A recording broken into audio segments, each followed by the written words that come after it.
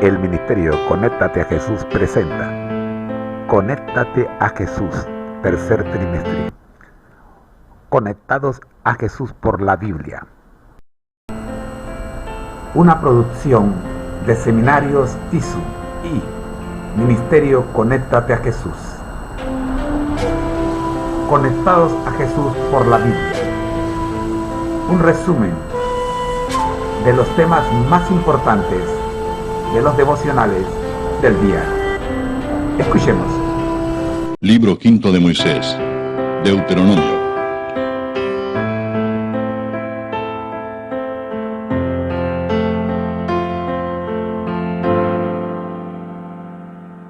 Capítulo 21.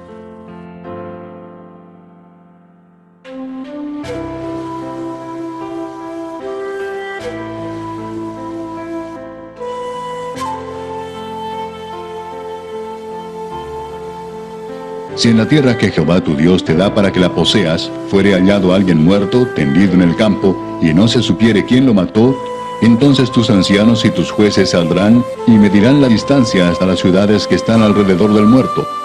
Y los ancianos de la ciudad más cercana al lugar donde fuere hallado el muerto, tomarán de las vacas una becerra que no haya trabajado, que no haya llevado yugo, y los ancianos de aquella ciudad traerán la becerra a un valle escabroso, que nunca haya sido arado ni sembrado, y quebrarán la cerviz de la becerra allí en el valle.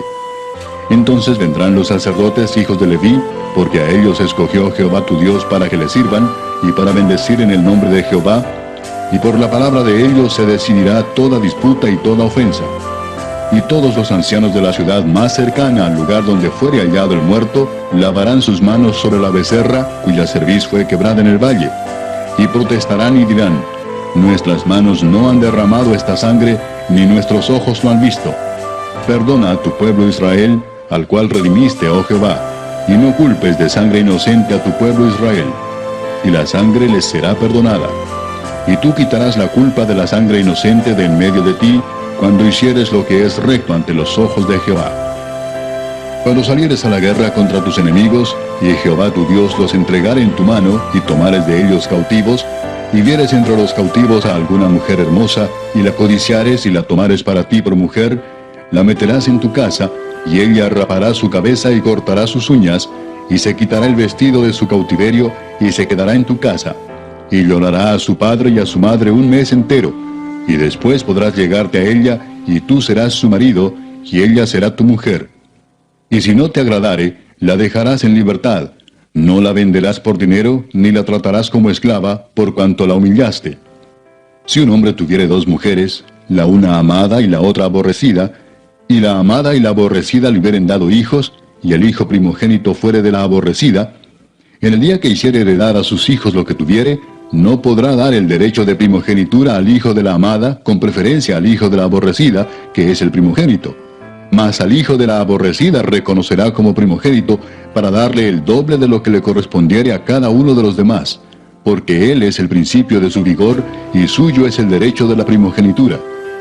Si alguno tuviere un hijo contumaz y rebelde, que no obedeciere a la voz de su padre, ni a la voz de su madre, y habiéndole castigado, no les obedeciere, entonces lo tomarán su padre y su madre, y lo sacarán ante los ancianos de su ciudad, y a la puerta del lugar donde viva, y dirán a los ancianos de la ciudad: este nuestro hijo es contumaz y rebelde, no obedece a nuestra voz, es glotón y borracho. Entonces todos los hombres de su ciudad lo apedrearán y morirá. Así quitarás el mal de en medio de ti, y todo Israel oirá y temerá. Si alguno hubiere cometido algún crimen digno de muerte, y lo hiciereis morir, y lo colgareis en un madero, no dejaréis que su cuerpo pase la noche sobre el madero, sin falta lo enterrarás el mismo día, porque maldito por Dios es el colgado, y no contaminarás tu tierra que Jehová tu Dios te da por heredad.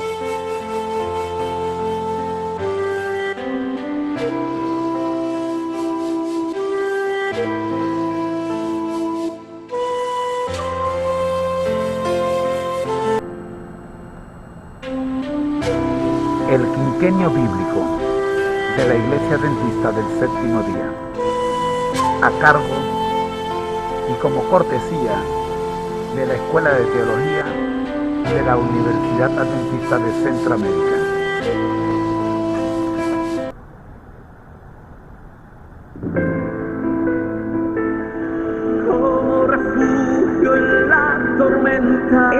emisora y la Facultad de Teología de la Universidad Adventista de Centroamérica presentan su programa Creer en sus profetas.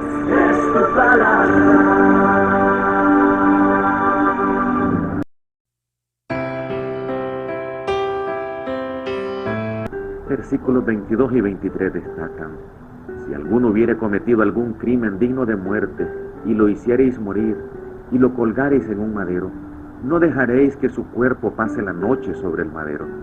Sin falta lo enterrarás el mismo día, porque maldito por Dios es el colgado, y no contaminarás tu tierra que Jehová tu Dios te da por heredad.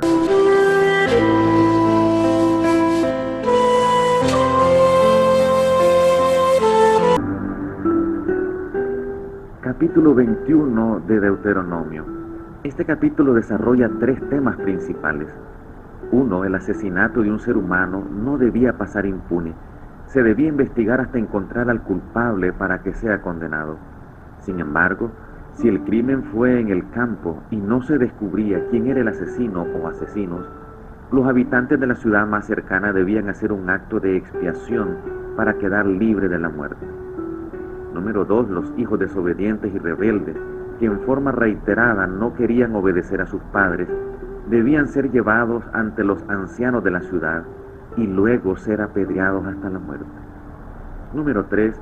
Los criminales contumaces eran condenados a ser colgados en un madero, pero no debía dejarlo colgado, debía ser enterrado el mismo día. Esta tipología se cumplió con Cristo, quien ocupó nuestro lugar como un criminal, teniendo una muerte vicaria para morir por nuestros pecados. Versículos 22 y 23 destacan: si alguno hubiere cometido algún crimen digno de muerte, y lo hiciereis morir, y lo colgareis en un madero, no dejaréis que su cuerpo pase la noche sobre el madero. Sin falta lo enterrarás el mismo día, porque maldito por Dios es el colgado, y no contaminarás tu tierra que Jehová tu Dios te da por heredad. Recordemos, Cristo murió en la cruz, no por ser criminal, sino porque ocupó nuestro lugar. La cita selecta de hoy se encuentra en el libro Testimonios para la Iglesia, tomo 2, página 560. Cristo y el crucificado debiera llegar a ser el tema de nuestros pensamientos, debiera despertar las más profundas emociones de nuestra alma. Los verdaderos seguidores de Cristo apreciarán la gran salvación que Él logró para ellos, y donde quiera que Él los guíe, ellos lo seguirán. Lo considerarán un privilegio llevar cualquier carga que Cristo pueda colocar sobre ellos. Es solo por medio de la cruz como podemos estimar el valor del alma humana. Es tan grande el valor de los hombres por quienes Cristo murió, que el Padre está satisfecho con el precio infinito que Él paga por la salvación del hombre al entregar a su propio Hijo para morir por su redención. ¡Qué sabiduría, qué misericordia y qué amor en su plenitud se manifiestan aquí! El valor del hombre se comprende solo al ir al Calvario. En el misterio de la cruz de Cristo podemos estimar el valor del hombre. Oremos. Dios de salvación, te alabamos y agradecemos por el plan de salvación. Alabamos tu nombre porque enviaste a tu Hijo para que pueda morir por nosotros. Admiramos el gran sacrificio que hizo tu Hijo al morir en una cruz. Por Jesús. Amén.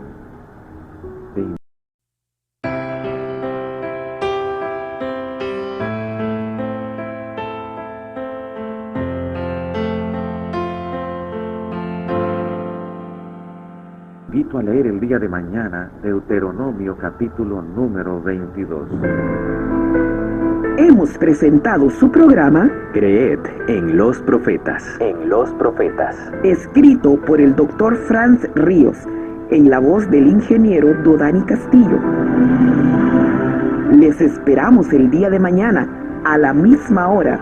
Para más información, visite nuestra página en internet teología.unadeca.ac.cr. Creed en los profetas. Para mis pies es tu palabra.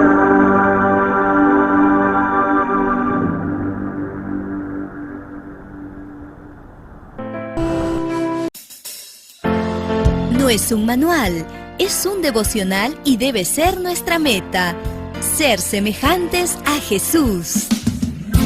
Aquí comenzamos. Bienvenido.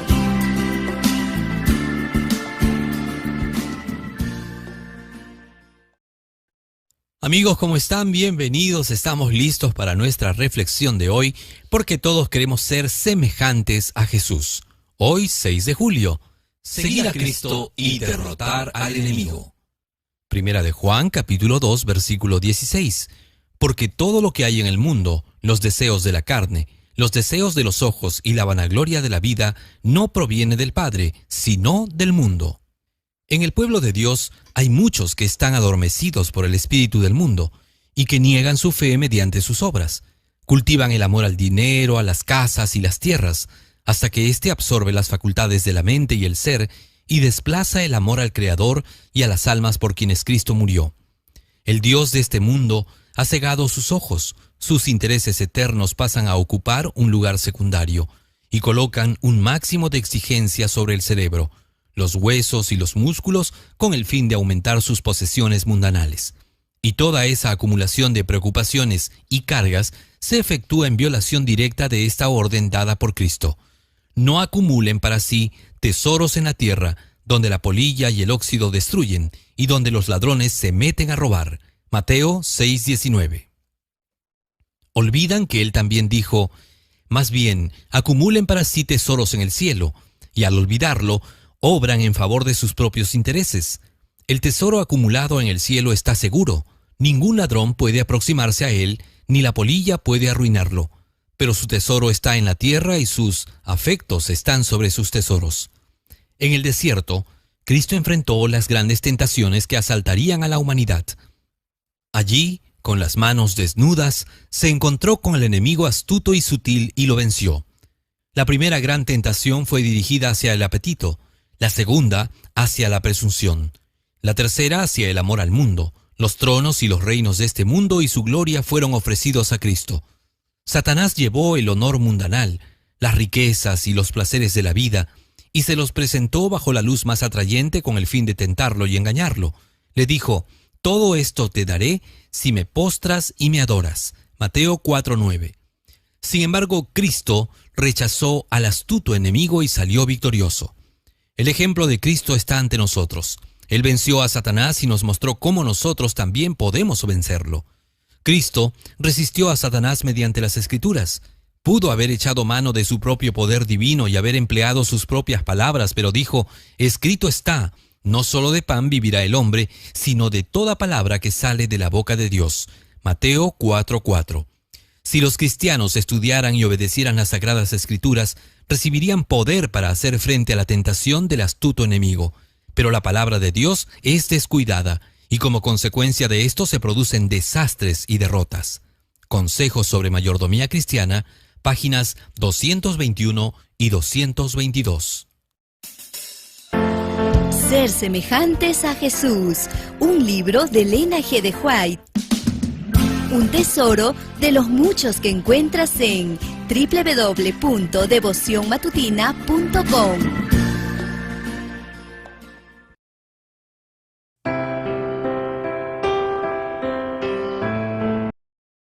La historia de la redención. Capítulo 48. Los progresos de la Reforma. Un nuevo emperador, Carlos V, había ascendido al trono de Alemania, y los emisarios de Roma se apresuraron a presentarle sus felicitaciones y a inducir al monarca a que empleara sus poderes contra la Reforma.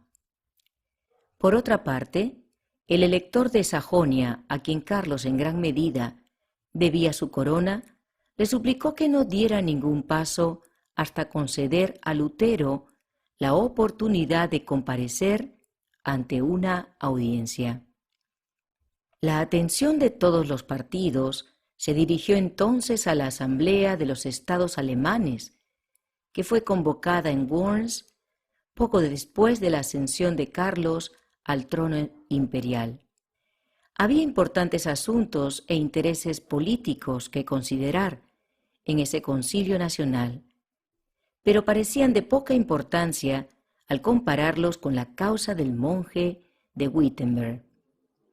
Previamente Carlos había ordenado al elector que trajera a Lutero con él a la Dieta, asegurándole que el reformador sería protegido de toda violencia y que se le permitiría conversar libremente con una persona competente para discutir los asuntos controvertidos. Lutero estaba ansioso de comparecer ante el emperador. Los amigos de Lutero estaban aterrorizados y confundidos. Conocedores de los prejuicios y la enemistad que había contra él, temían que su salvoconducto no fuera respetado y le rogaron que no pusiera en peligro su vida. Replicó: «Los católicos no desean que vaya a Worms. Por el contrario, quieren mi condenación y mi muerte. No importa, no oren por mí, sino por la palabra de Dios». Lutero ante el concilio. Por fin Lutero compareció ante el concilio. El emperador estaba en su trono, rodeado de los más ilustres personajes del imperio. Nunca ningún hombre había comparecido ante una asamblea tan imponente como aquella, ante la cual compareció Martín Lutero para responder por su fe. La mera presencia del reformador en esa ocasión era una victoria incontestable de la verdad. El hecho de que un hombre a quien el Papa había condenado fuera juzgado por otro tribunal era virtualmente una negación de la suprema autoridad del pontífice. El reformador, puesto en entredicho y a quien el Papa había prohibido que se le relacionara con otros seres humanos, recibió seguridad de protección y se le concedió una audiencia ante los más altos dignatarios de la nación. Roma le había ordenado guardar silencio, pero estaba a punto de hablar en presencia de miles de personas procedentes de todas partes de la cristiandad. Con calma y espíritu pacífico, pero con un valor inmenso y noble, se puso de pie como testigo de Dios entre los grandes de la tierra. Lutero formuló sus respuestas con un tono de voz respetuoso y humilde, sin manifestaciones de violencia o pasión. Sus modales eran discretos y respetuosos, no obstante lo cual manifestó una confianza y un gozo que sorprendieron a la asamblea. Los que decididamente cerraron los ojos a la luz y decidieron no dejarse convencer por la verdad, se enfurecieron ante el poder de las palabras de Lutero. Cuando terminó de hablar, el vocero de la Dieta dijo con ira: «No has contestado la pregunta que se te formuló. Se te ordena dar una respuesta clara y precisa. ¿Quieres retractarte o no?». El reformador contestó: «Puesto que vuestra majestad serenísima y vuestra alteza suprema requieren de mí una respuesta clara, sencilla y precisa, os voy a dar una, que es esta. No puedo someter mi fe ni al Papa ni a los concilios, porque es tan claro como la luz del día que con frecuencia han errado y se han contradicho mutuamente. A menos, por supuesto, que se me convenza mediante el testimonio de las Escrituras o por medio de un razonamiento claro, a menos que sea persuadido por medio de los pasajes que he citado, y a menos que de ese modo se ate mi conciencia a la palabra de Dios, no quiero ni puedo retractarme, porque no es prudente que un cristiano hable en contra de su conciencia. Aquí estoy, no puedo hacer otra cosa. Dios me ayude. Amén». De esa manera, este justo se mantuvo sobre el seguro fundamento de la palabra de Dios. La luz del cielo iluminaba su rostro. La grandeza y la pureza de su carácter, su paz y su alegría de corazón eran evidentes para todos mientras él daba testimonio contra el poder del error y en favor de la superioridad de la fe que vence al mundo. Se mantuvo firme como una roca mientras las poderosas olas del poder mundanal lo azotaban inmisericordiamente. La sencilla fuerza de sus palabras, su impavidez, su mirada serena y elocuente, y la inalterable determinación manifestada en cada palabra y cada acto, produjeron una profunda impresión en la asamblea. Era evidente que no se le podía obligar, ni mediante promesas ni amenazas, a someterse a las órdenes de Roma.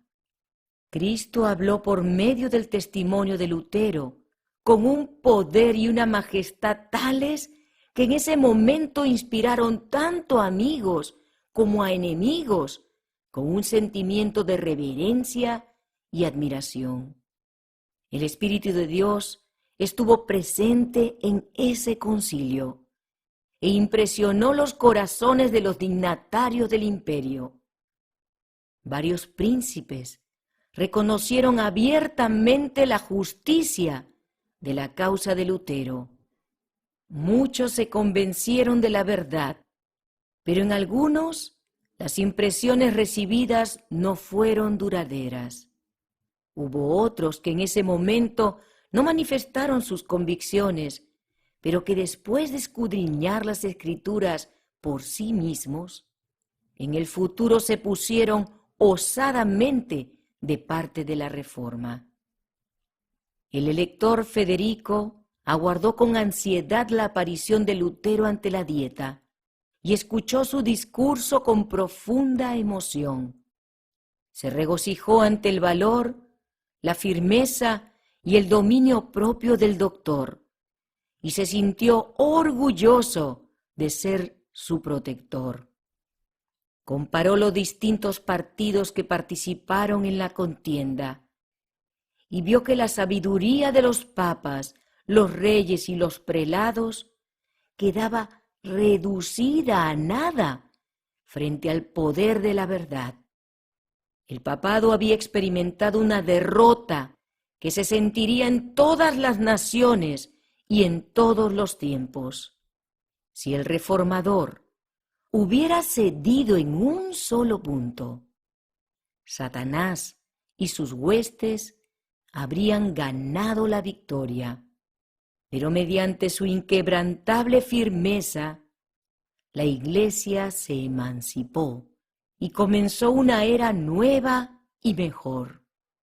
La influencia de ese hombre solitario que se atrevió a pensar y a actuar por sí mismo con respecto a asuntos religiosos debía afectar a la Iglesia y al mundo, no solo en su propia época, sino también en todas las generaciones futuras.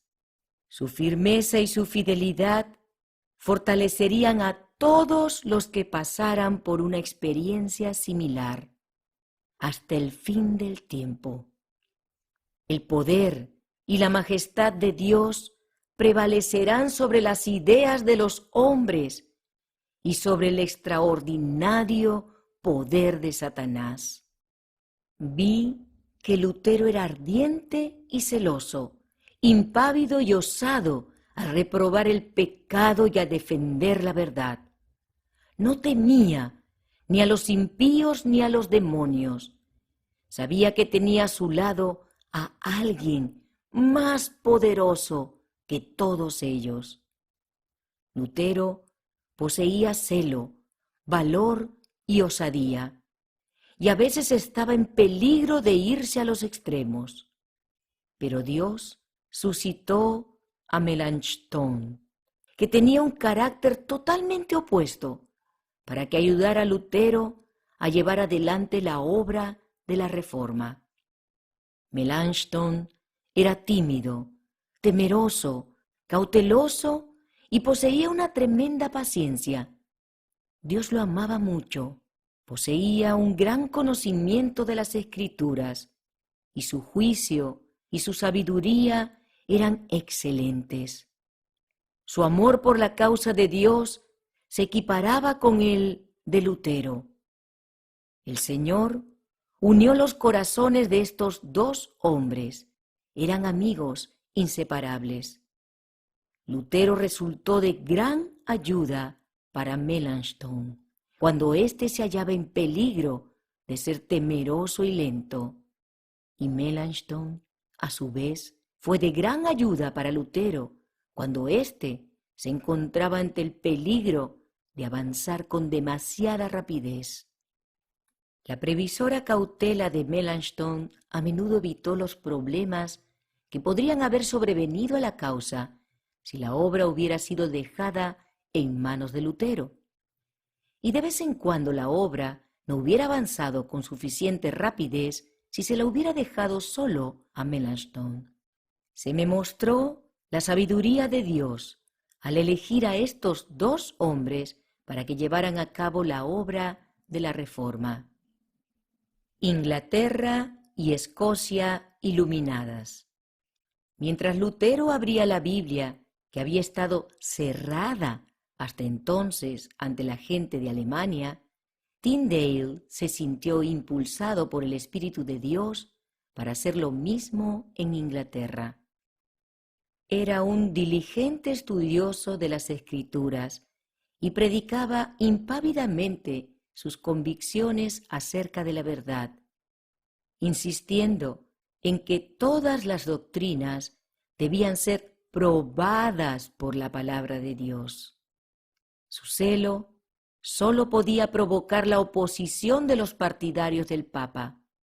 Un erudito doctor católico que entró en controversia con él exclamó: «Sería mejor para nosotros no tener la ley de Dios que no tener la ley del Papa».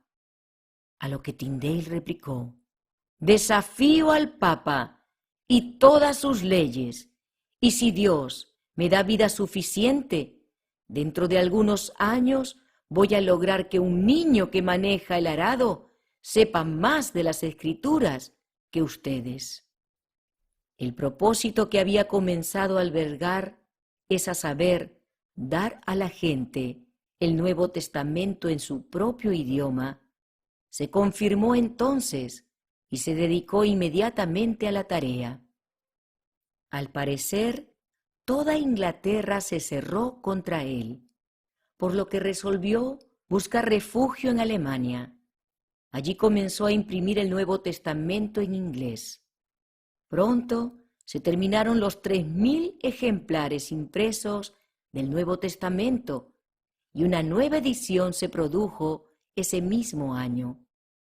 Finalmente, dio testimonio de su fe mediante su muerte como mártir, pero las armas que había preparado capacitaron a otros soldados para librar batalla a través de los siglos e incluso hasta nuestro tiempo.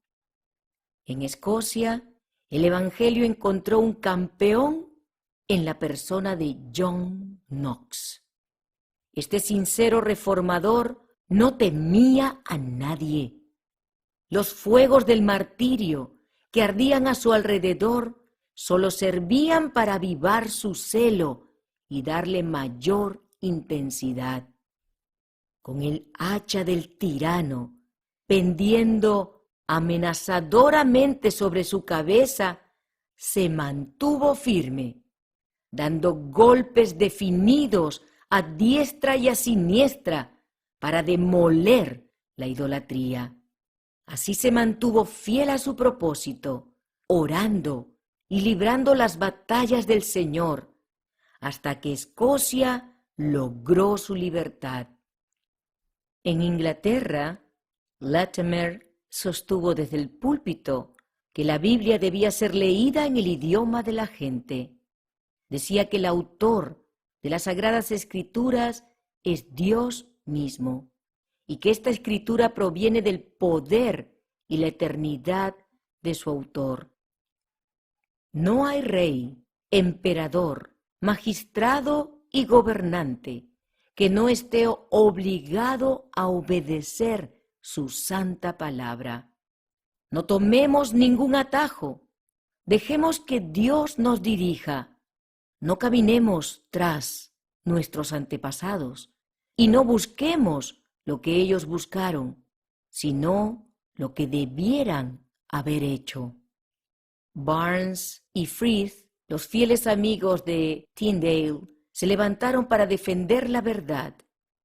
Los Ridley y los Cranmer prosiguieron con la tarea. Estos dirigentes de la Reforma inglesa eran hombres eruditos, y muchos de ellos habían sido sumamente estimados por su celo y su piedad en la Iglesia de Roma. Su oposición al papado era el resultado de su verificación de los errores de la Santa Sede. Su conocimiento de los misterios de Babilonia le dio más poder a su testimonio contra ella. El gran principio sostenido por Tyndale, Frith, Latimer y los Ridley fue la divina autoridad y la suficiencia de las Sagradas Escrituras. Rechazaron la supuesta autoridad de los papas, concilios, padres y reyes para gobernar la conciencia en asuntos relativos a la fe religiosa. La Biblia era su norma y a ella sometían todas las doctrinas y todas las pretensiones. La fe en Dios y en su palabra sostuvieron a estos santos hombres cuando rindieron sus vidas en la hoguera.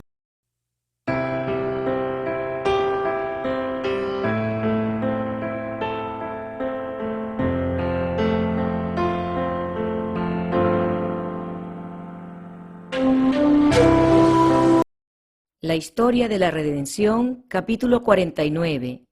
No se avanza como se debe. La reforma no terminó con Lutero, como algunos suponen. Debe continuar hasta el fin de la historia del mundo. El reformador tenía una gran obra que hacer al reflejar sobre los demás la luz que Dios había permitido que resplandeciera sobre él. Pero no recibió toda la luz que se debía dar al mundo.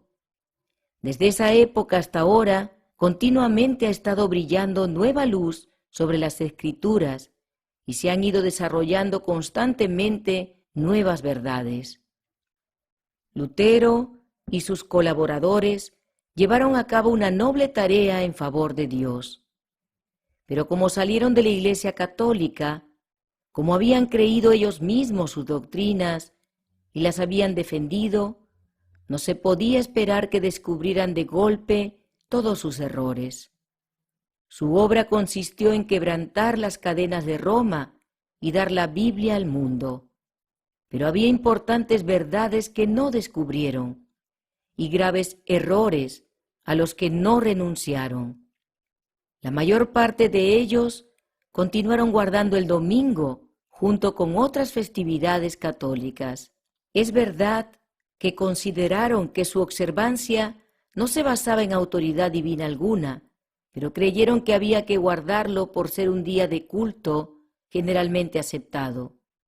Hubo algunos entre ellos, sin embargo, que honraron el sábado del cuarto mandamiento.